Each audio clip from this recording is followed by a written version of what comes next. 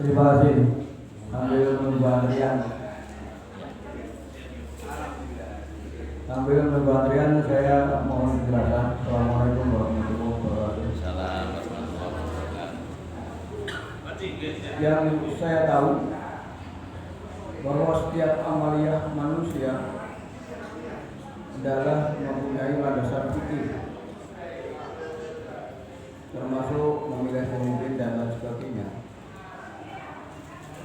Pertanyaannya adalah peringatan seperti ini apakah punya landasan fikih? Satu.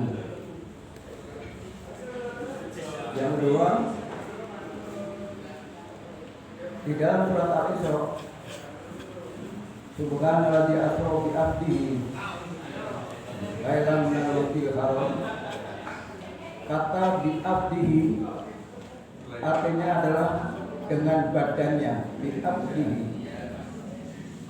Pertanyaannya, ketika Rasulullah dinaikkan tentu saja bersinggungan dengan atmosfer dan planet-planet yang kecil, kok tidak bisa hancur tubuhnya, sedangkan Australia dengan saja dengan pelindung yang sangat luar biasa.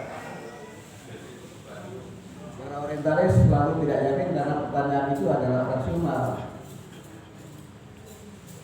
Yang ketiga, mengapa Isra Mi'raj dilaksanakan malam hari kok tidak siang hari? Kok malam hari tidak siang hari? Terima kasih. Mohon penjelasan.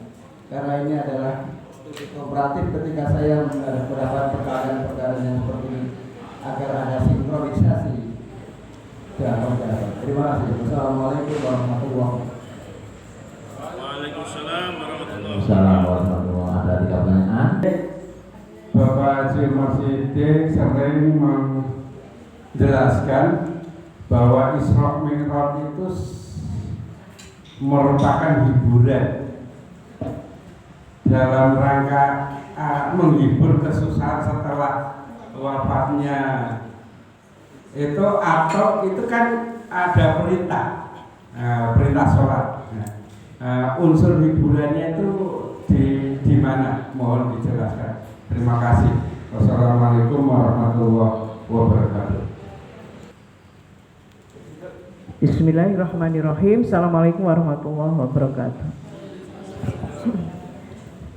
Di dalam Mi'raj Nabi Muhammad itu diperintahkan untuk menjalankan salat. Perintah salat yang saya baca tadi di awal itu perintah dari 50 kali menjadi 5 kali. Nah, sebenarnya hikmah apa di balik perintah? Mengapa Allah itu memerintahkan 50 kali? Padahal realitasnya bila memang benar kenyataan 50 kali, mungkin banyak orang yang nggak sholat. Wong 5 kali saja banyak yang bolong. Nah, sebenarnya apa sih hikmah atau misteri apa di balik kenapa 50 gitu? Terus akhirnya jadi 5. Terima kasih. Wassalamualaikum warahmatullahi wabarakatuh. Salam. Tadi jamaah masih 10 ada 3 penanya ya. Yang pertama ini landas fikih berkaitan Isra Mi'raj ya. Terserah saya jawab tidak ada landasan fikihnya berkaitan Isra Mi'raj. Isra Mi'raj peringatan ini kan khas budaya Indonesia. Jadi Indonesiana ya, khas. Halal bihalal itu nggak ada di Madinah, Mekah, adanya di Indonesia. Peringatan Muharram ya, Sa'banan ya, Padusan, itu semua asli budaya Indonesia, nggak ada dalilnya ya. Nah, ketika saya 2 bulan lebih di Mekah, Madinah itu karena sebagai seorang yang cinta ilmu, maka saya juga survei di banyak masjid itu ya. Jadi itu yang saya ambil hikmahnya, memang tidak ada model-model di Indonesia. Halal bihalal misalnya, kemudian sholat id, terus salam-salaman, masuk rumah ke rumah, itu nggak ada sana. Ya, hanya di Indonesia saja. Bahkan maaf, ketika saya di Malaysia Idul Fitri juga di Thailand itu juga nggak ada salam kuli kerumuh, nggak ada, hanya Indonesia betul, ya hanya Indonesia. Itu riwayatnya banyak. Kemudian ya termasuk peringatan hari ini nggak ada dasar, nggak ada dalil. Tapi sebagai seorang yang cinta Indonesia, budaya Indonesia, ya mau tidak mau kita harus saling asuh dan saling memberikan kesempatan. Karena kita budaya, kita cinta budaya Indonesia juga, bukan budaya Arab. Ya. Jadi selama itu tidak bertentangan dengan agama dan sunnah Nabi, maka kita jalankan halal dan halal. Yang haram itu kalau ada budaya kebiasaan tapi tidak ada landasan sama sekali dan bertentangan, ya bertentangan dengan dalil Quran dan hadis, ya itu yang tidak boleh ditiru ya. Kalau ini kan coba daripada kita hari ini pagi ini tidak mencari ilmu yang sesuai dengan Islam, kita mah banyak hal yang kurang bagus. Jadi ini kita ambil ilmu. Kemudian di Abdihi itu saya tulis ya kemarin ya di Tadabur, mungkin nggak Pak semua baca Tadabur kultum pagi ini 2 hari ini saya tulis di Abdihi betul. Jadi apa kata Pak Yai Liman bahwa Isra Mi'raj itu prosesnya ruh dan jasadnya. Kenapa tidak terbakar dalam malam hari? Memang mencari malam hari dalam satu bulan, mencari waktu-waktu yang sunyi, ya, waktu yang sunyi yang tidak terbuat dengan panas matahari dan juga molekul-molekul udara itu sesuai dengan perjalanan jarak jauh lintas planet. Kemudian jasadnya Nabi ini sebenarnya kalau saya baca jurnal ilmiah, ya, saya dewas jurnal ilmiah bahwa jasad Nabi itu sudah berubah menjadi jasad cahaya. Jadi menyesuaikan jasadnya bukan jasad seperti lain tapi cahaya. Semua jasad sudah cahaya. Nah, dengan cahaya itu maka dia sesuai dengan yang dipakai kendaraan ke atas ke Mi'raj itu, ya, itu adalah dengan kecepatan cahaya, ya. Maka dikatakan naik buruk juga banget dari kuda, ya, tapi lebih kecil dari kuda itu, lebih dari bakalan. Nah, buruk itu kan kata dasarnya kan petir ya. Jadi petir, kalau kita lihat mau hujan tuh Pak Arda, pernah nggak mau hujan kita lihat petir kuat gitu ya? Itu kecepatan seperti itu yang dipakai. Maka dalam sekejap dia sampai di Sidratul Muntaha untuk perintah perintah sholat dari 5 waktu ke 65 waktu, ya. Jadi itu dalam Pak Mahari. Kalau dikatakan apa hikmahnya dari 50 waktu ke 5 waktu ini adalah banyak hikmah ibrah yang didapatkan. Yang pertama, Allah itu Rahman dan Rahim. Allah itu Rahman dan Rahim.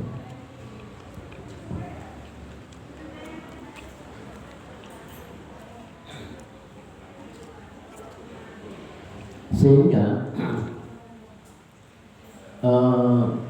waktu terus berjalan ketika dia menghadap Allah itu di arsy Allah, ya, yang kita abadikan dalam at-tahiyat sebagai ulama begitu.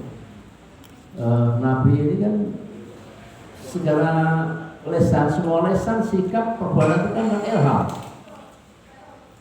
Contohnya ketika beliau itu terpesona di dalam arsy Allah, dia nggak bisa ngomong apa-apa, bingung gitu.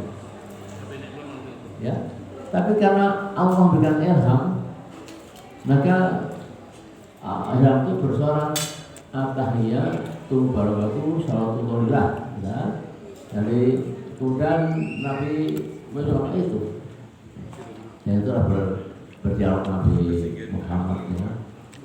Maka ketika menerima perintah 5 waktu itu Nabi juga nggak bisa berbuat apa. Tapi Allah ilhamkan untuk turun silaturahmi kepada dengan senior-seniornya, khususnya Nabi Musa alaihissalam. Dalam riwayatnya gitu, ketika Nabi mendengar Nabi Musa itu, maka terjadi proses tawar-menawar, ya, tawar-menawar yang akhirnya sampai putusan 5 waktu itu sudah tepat akhir. Nabi Musa pun sebenarnya waktu itu masih minta, kamu lihat lagi, mohon lagi. Tapi ada perasaan apa hikmahnya, malu. Nabi Muhammad itu malu, sudah didiskusikan banyak masih minta terus. Nah, ada perasaan malu sudah 5 waktu cukup. Ya. Itulah kira-kira hikmahnya sudah diambil dan kita laksanakan. Cuma kalau kita lihat apa yang sampaikan di sini, ya,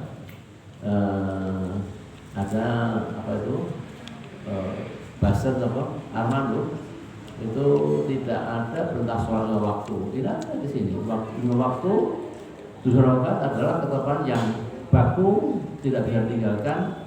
Anisa 1,3. Nah, ini ada benarnya. Alhamdulillah saya tidak pernah paham, ya. Ngaku Islam tapi tidak pernah melakukan kajian. Kemudian kalau melihat ini kita pahamkan, ya, soal waktu dihisab pertama, ini penting ini. Jadi waktu dihisab pertama, artinya soleh yang sering saya sampaikan. Maka Allah perintahkan coba kalau dia fardhunya kurang bagus, carilah sholat sunnahnya. Hitung sholat sunnahmu. Berapa kira-kira diri kita masing-masing sholat sunnah?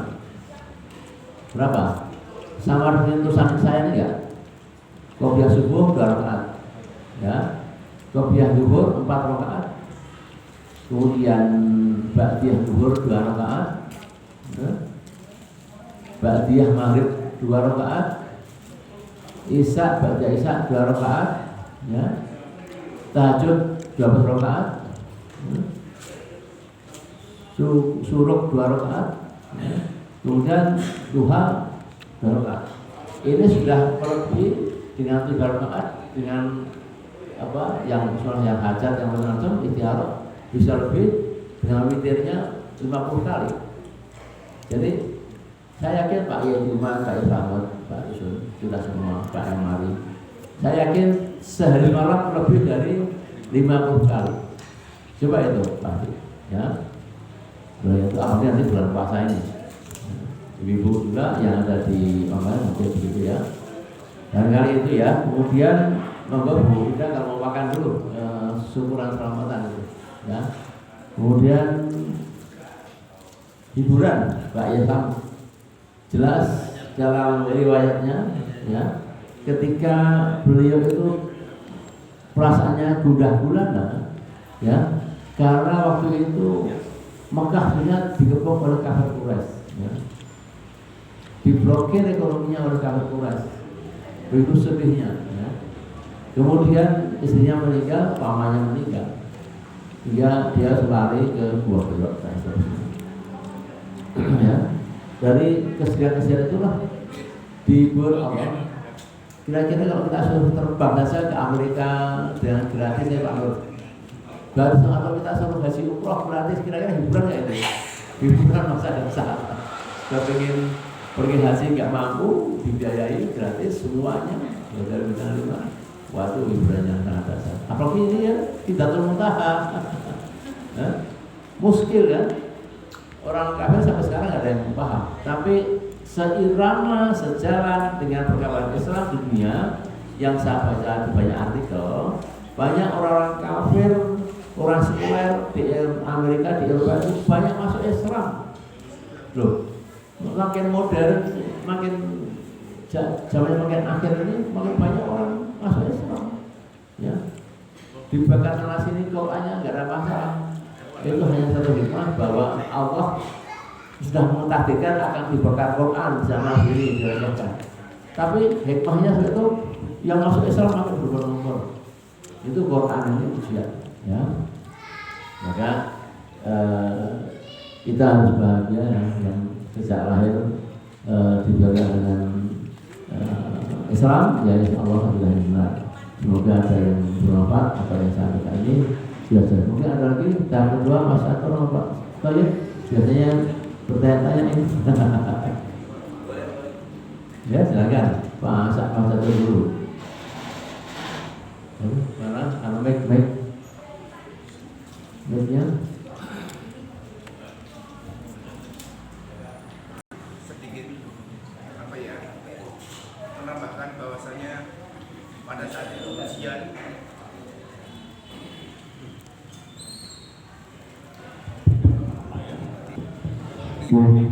dari Sila. Mohon izin Prof. Dengan pembatasan apa itu sedikit menambahkan pada saat setelah Isra Mi'raj Rasulullah bercerita bahwa terjadi perjalanan demikian lalu banyak yang banyak yang galau, ini pasti jadi ejekan. Ini hal yang super hebat, tapi pasti nanti jadi ejekan. Jadi para sahabat pun banyak yang terguncang, banyak yang menjadi murtad. Nah di saat itu kan pembuktiannya Rasul lewat Abu Bakar, dimediasi oleh Abu Bakar gitu. Lalu Abu Bakar pertama meyakini, lalu meyakinkan para sahabat, namun belum yakin juga, lalu naik ke satu bukit maklumat, bukit tempat menyampaikan pengumuman. Lalu di situ ditunggu kafilah yang Rasulullah cerita, kalau tidak percaya nanti ada kafilah datang. Lalu menceritakan bahwasanya saya tepat di atas mereka, unta mereka lepas. Lalu datanglah kafilah itu menceritakan bahwasanya memang untanya lepas dan talinya warna merah menuju ke arah situ. Lalu di atas itu ada yang bicara, unta Anda di sana, di sebelah sana.